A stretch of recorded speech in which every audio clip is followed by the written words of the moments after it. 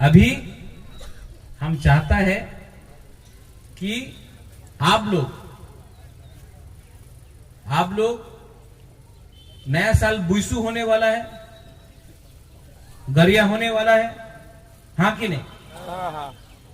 तो TTAADC से हम लोग ने एक संकल्प लिया है कि हम लोग अपना बुरुई के लिए, अपना बुमा के लिए इस साल पूरा त्रिपुरा में 20,000 रिगनाई डिस्ट्रीब्यूट फ्री में करेगा।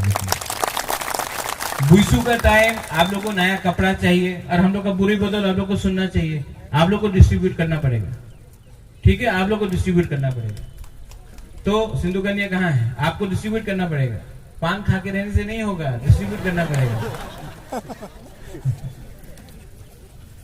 20,000 रिगनाई, नया साल आया है, आप लोगों को नया कपड़ा चाहिए, हम लोग आपको रिगनाई खरीद के डिस्ट्रीब्यूट करने वाला है। ये बुईसु का टाइम।